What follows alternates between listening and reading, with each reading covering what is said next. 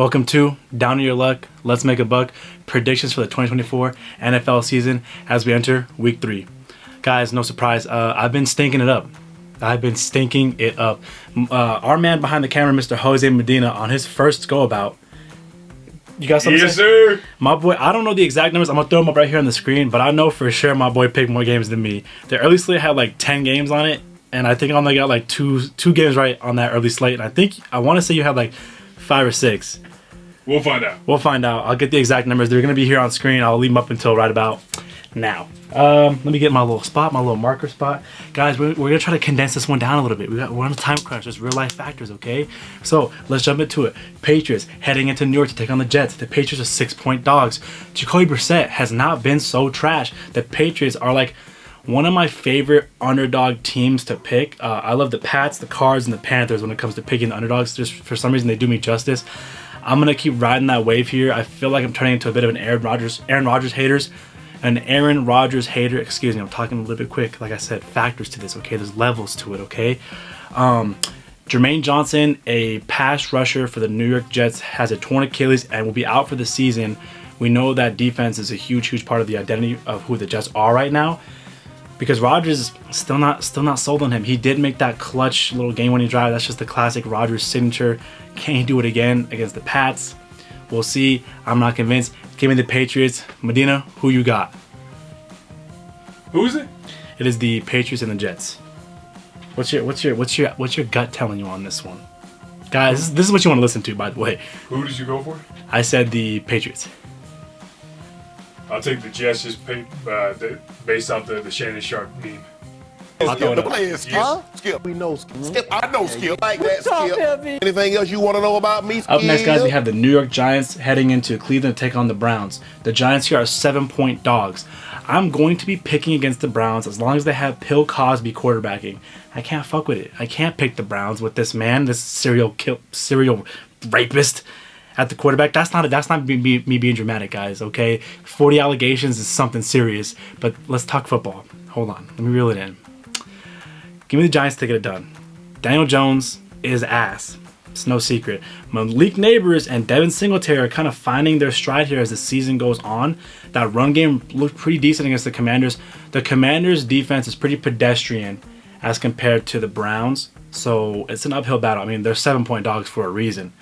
But I'm going to keep picking against the Browns. I can't in good conscience pick your boy, a sexual assault rapist, to win these games. I can't. I just can't do it. Medina, who you got?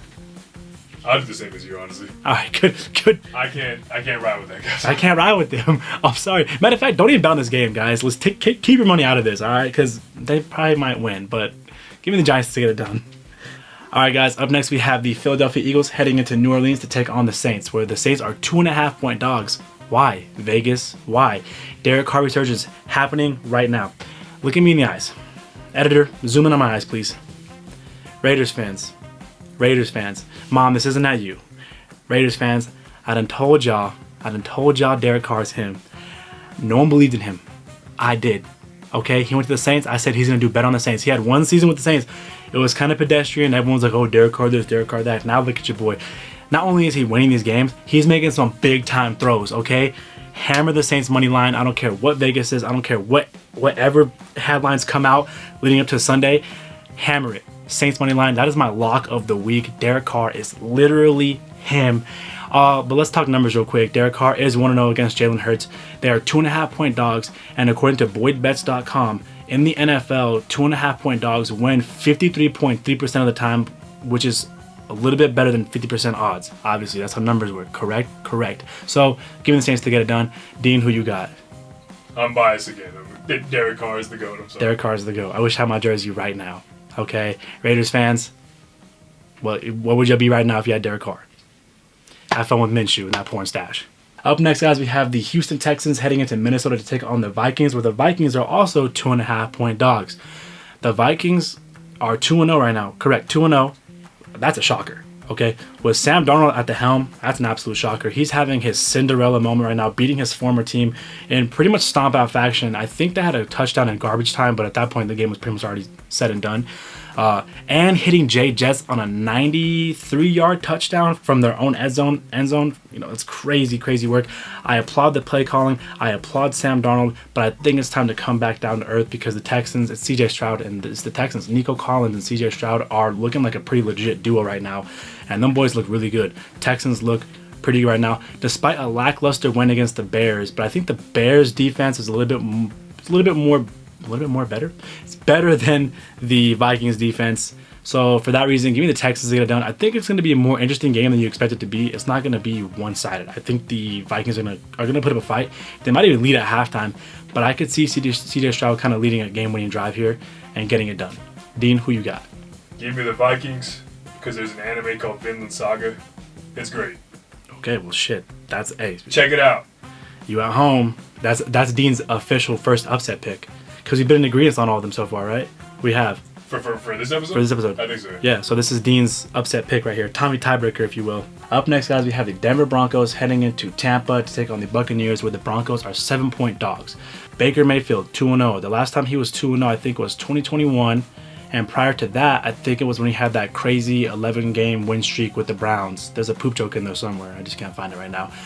Baker Mayfield, when he gets hot and he's playing confident, he's really good. I mean, this is why he's such he's a polarizing quarterback, because those who believe in him like how I believe in Carr, and those who don't believe him at all, because when he looks good, he looks great. When he looks bad, he looks horrible. And right now he's having a great moment, and I think he's going to keep riding that wave because the Buccaneers are looking really good right now. I mean, beating the Lions is a big time team. And who did they play in week 1? Who was the first team they played in week 1? The Buccaneers. They beat another pretty big time team in week 1. You're asking the wrong person. I can't remember the top of my head. Oops, I should know better. Sorry, guys. But they beat some pretty big time teams in these first couple of weeks. And I think Baker Mayfield's going to keep that going because Sean Payton and the Broncos haven't looked impressive. Bo Nix, he had his flashes against Seattle in week 1. Week 2 against the Steelers, he looked super pedestrian. And Sean Payton and the Broncos, I think, went 0-3 last season. So I kind of see that happening again right now. So give me Sean Payton and the Broncos to fall to 0-3 and the Buccaneers to get it done at home. Dean, give us something, bro. Give us something. The fans are hungry. This one's interesting. The Broncos are big dogs here. Yeah. And Bakers look good. My man loves an upset pick. Who's the upset? The Bucks? The Broncos are 7-point dogs here, and they're on the road in Tampa, taking on Baker, Chris Godwin, Mike Evans. For no reason, give me the Broncos once again. I think the last video when you said for no reason, I think you were right on the crazy upset too. Damn, bro. My confidence is hit, guys. I'm like Bryce Young right now. No confidence at all. But we're still going to deliver these picks to you guys, okay? Up next, guys, we have the LA Chargers heading into Pittsburgh to take on the Steelers. Is it time to give Harbaugh his respect, in the NFL for this season? Because we know who he is. He's a tenured coach. He gets his respect for his career. But for this season in particular, does he get his respect yet? I don't know, because the Chargers, beating the Raiders was good, right? Because the defense is pretty legit, but you have Gardner Minshew at the helm, and then beating the Panthers, next. I think beating the Steelers defense would go a long way for Harbaugh, Herbert, and the Chargers. That being said, speaking of Herbert, I think he's sort of falling out of that top 5 quarterback conversation just because he's constantly battling injuries. He loses these big moment games, and that's where this game kind of falls to, in my mind. It's sort of like a big moment game for this season because you need to kind of prove going 3-0 and beating the Steelers, the Panthers, and the Raiders would kind of establish yourself as like, okay, like they're a force to be reckoned with, this season in the league. But if you fall short here, you can kind of look at it and be like, well, okay, they beat 2 nobodies and then they fell short to the Steelers, who do they have? Justin Fields and Russell Wilson. And it's sort of a big moment game. And for those reasons, I want to pick the Steelers just because I think Herbert falls short in these games. Dean, what you got? Give me the Steelers because of the infamous Antonio Brown hurdle kick. Dude, we've been on repeat with that shit. Hurdles, kicks him, man. Matter of fact, here we go. To the races, hurdles, kicks a man. Also, the over-under on this game right now is currently sitting at 36 points. My heart says pick the under, so I know the opposite will happen. So for that reason, I say hammer the over. Watch it be a shootout for no reason. I don't know. That's how it goes. Up next, guys, we have the Green Bay Packers heading into Tennessee to take on the Titans. The Packers are 3-point dogs here. They have been so fun to watch so far. hold on, stop right now. You know who's been even more fun to watch? Will Levis. Will Levis is the new Jameis Winston. He does these inexplicable things with the ball, right? The ball. 2 weeks, 2 iconic memes. We're gonna put them side by side real quick. 2 weeks, 2 iconic memes. This man's a hero. We have not seen a meme machine like this since Jameis Winston. He is my new favorite young quarterback right now. Will Levis, all the way.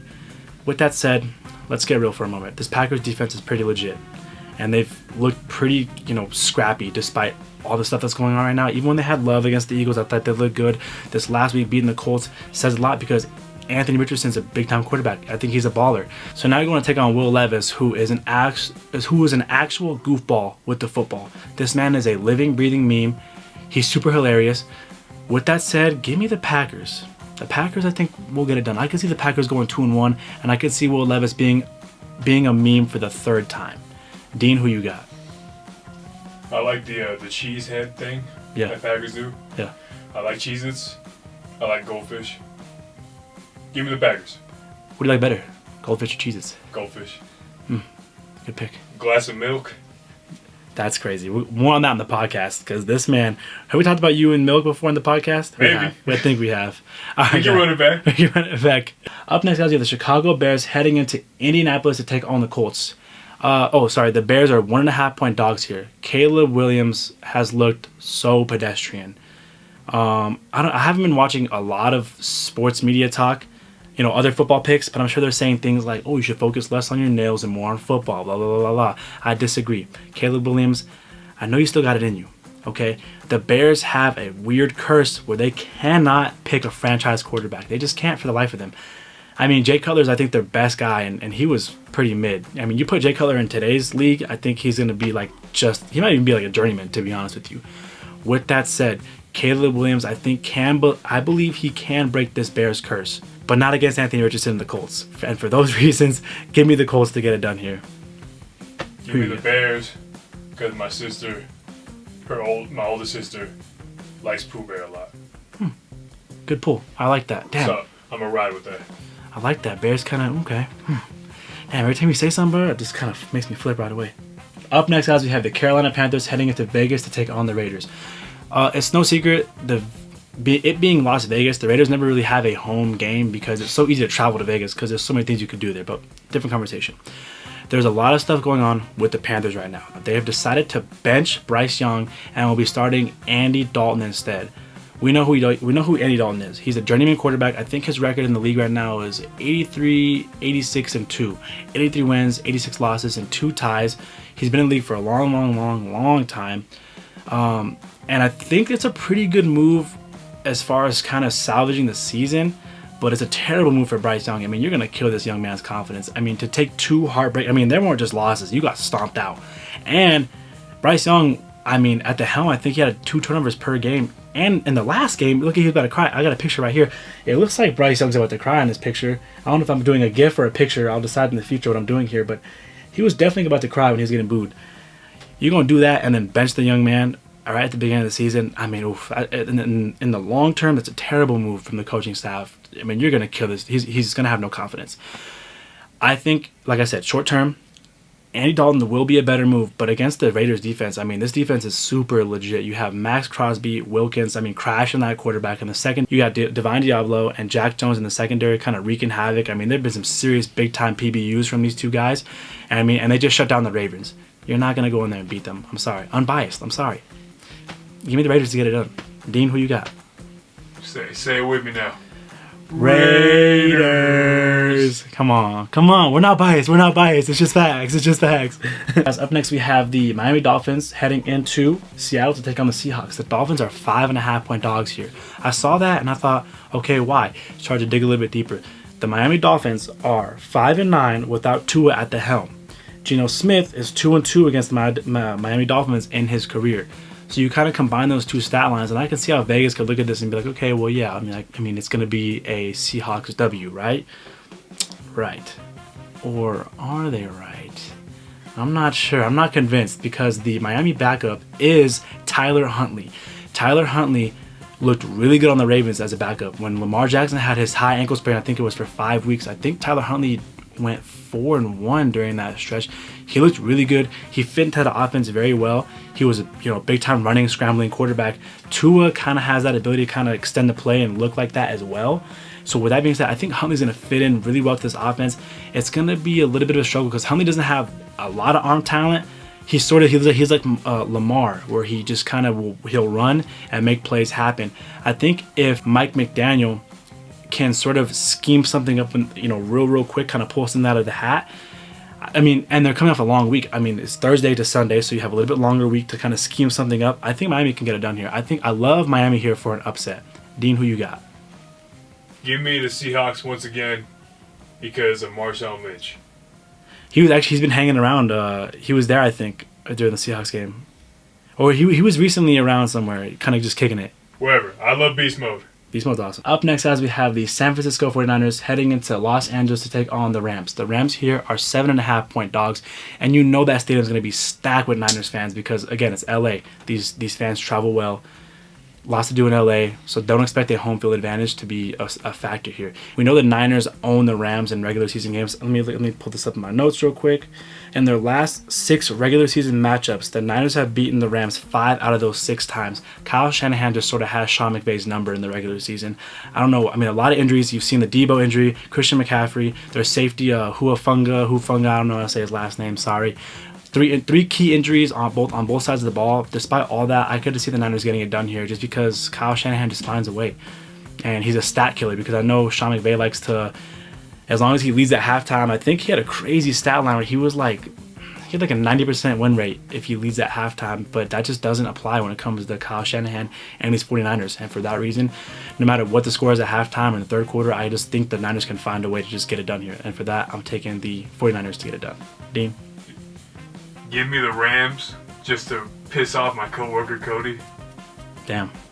What's up, Packaby? He's probably gonna watch this, so fuck you. Damn. Up next, guys, we have the Detroit Lions heading into Arizona to take on the Cardinals, where the Cardinals are 3-point dogs. Cardinals fans in week 1, oh, you gotta get Marvin Harrison involved. You gotta get him involved. And it's like they really heard you. Marvin Harrison, in the first quarter, 2 touchdowns. By the end of the game, he had 8 targets, 4 receptions, 130 yards, and 2 touchdowns. That is a monster game. The Cardinals, I mean, you saw the score, 41-10. They stomped out the Rams. I mean, that's embarrassing. Like, how you better go home to your wife that night? Crazy work. The Cardinals have been so much fun to watch. Flip side of the coin, Dan Campbell and the Lions. It's an absolute heartbreaker. I didn't want to believe it. Last season, 2023, they got knocked out. Who did they lose to? I think it was the Chiefs. I can't remember. Regardless of what happened, hold on, pause here. Something going on here. Wow. Actually, breaking news, guys. You know, we record these on Mondays while Monday Night Football is still going on right now. The Eagles just lost to the Falcons, 22-21. So, damn.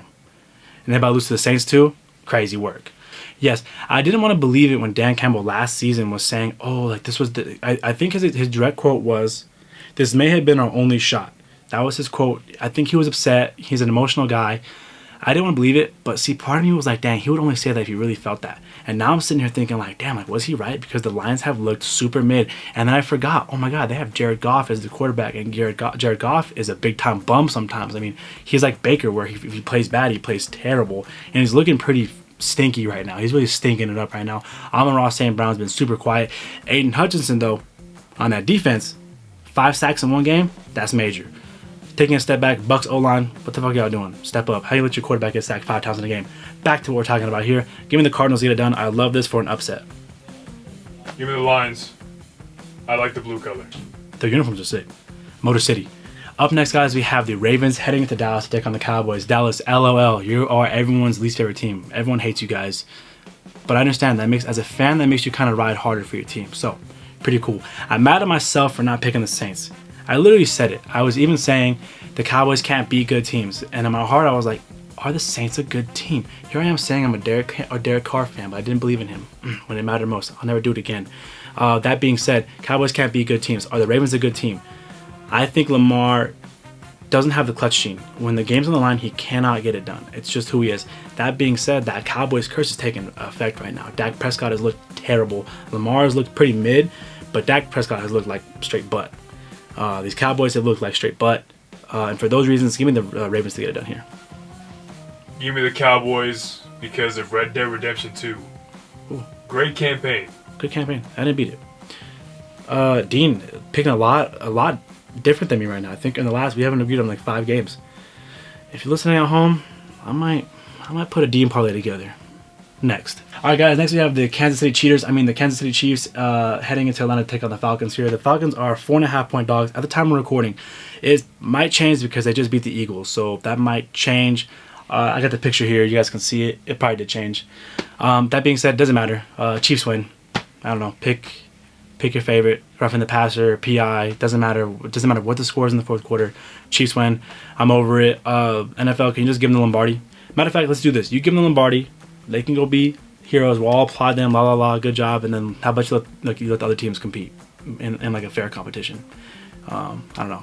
If you got something to say about it, disagree, go take it to a different comment section. We don't care. Chiefs, they're cheaters. Okay. Next, Dean, who you got? Well, it's still fuck the Chiefs. Fuck KC. So Yeah. Falcons, hopefully. Kirk Cousins, please get it done. You probably won't because the refs are gonna be there. So whatever. Next, we're heading into Monday night. Look at the little doubleheader. I love a little Monday night doubleheader. Let me applaud the league real quick. They've been doing a lot of different stuff, putting these games on different days. I think it's fun to have a football game on a day you wouldn't expect it. So, Monday night doubleheader. We have the Jacksonville Jaguars heading into Buffalo to take on the Bills. The Jags are 5.5 point dogs here. Trevor Lawrence is 2-0 against the Bills in his career. With that said, Trevor Lawrence has not won a game since Thanksgiving last year. Let me say it again. Trevor Lawrence has not won a game since Thanksgiving last year. Trevor Lawrence, it's time to get it done. The Bills, big shocker here. 2-0. I have heard from multiple Bills fans that obviously follow the Bills media a lot closer and stuff like that. There was a lot of controversy around Stephon Diggs being a huge issue in that locker room. And that seems to be sort of coming to light here because no Stephon Diggs, all of a sudden the Bills look pretty good. They're beating some teams, 2-0. So now it's 2-0 Trevor Lawrence versus the Bills versus the 2-0 Bills. And in my head, I just feel like it's time for a Trevor Lawrence W. So give me the Jags to get it done here. I mean, shit, Jags falling. I think the Jags are 0-2 right now, if I'm not mistaken. Yeah, Jags are 0-2, so kind of wild work there. I think they're due for a W. Give me the Jags to get it done. Dean, who you got? Give me the Jaguars because they're probably closest to a Cheetah, which is close to Cheetos, and I like hot Cheetos. Good. You like cheesy Cheetos? I prefer hot. Yeah, me too. Cheesy Cheetos are for, like, cowards. Next, guys, last but not least, we have the Commanders heading into Cincinnati to take on the Bengals. The Commanders are 8 point dogs here. Let me find my mark here again. Sorry. Jaden Daniels. I am a huge fan. of Jaden Daniels. I think he has a lot of stuff that makes a good quarterback. He's got the right ingredients in the soup. He's got poise in the pocket. He knows when to scramble. He can feel the pressure coming. When he does scramble, he runs hard. He knows how to not take a hit either. Tua, take notes. Sorry. With that said, I'm turning into a fan of this kid. Looking pretty good. Upset alert. Because the Bengals are it's happening again. Despite losing to KC, which in my mind they did win that game. Ref cheated. But despite that, they are 0-2 in the NFL's eyes. I think they'll be 0-3 again because it's happened for the last 2 seasons they've been 0-3. Let's make it 3. Let's make it 3 for 3. 3 seasons, 0-3, but they find a way. It's going to happen again. Give me the Commanders here for a crazy-ass upset. Commanders get it done here. Give me the Bengals because the Bengals are Tigers, and so is my man Tony, a.k.a. Frosted Flakes. Yeah. I like Frosted Flakes. Anti-masturbation cereal. Guys, that's going to do it. I think that's all the games. If we're missing a game, that'd be crazy. If they're missing a game, I'm going to just record it. I'm going to pause myself right here. And I'm going to record it and throw it in. But I'm pretty sure it's all the games. Guys, thank you for watching. I have a really good film out this week. Guys, look at me. Editor, please zoom into my eyes again. I want to apologize to those of you who are in debt right now. But because of listening to this advice. That being said, I'm not legally responsible for your gambling addiction. If you need the number, if you need the little gambling help number, go Google it. We don't do that here, okay? We're not quitters, all right? This week's going to be so much better. This week, I will pick more games right than Medina. Please, God. If not, next week, Medina's up here in this exact same polo and this exact same visor, which I got from TJ Maxx for $4. This week's our Get Right week.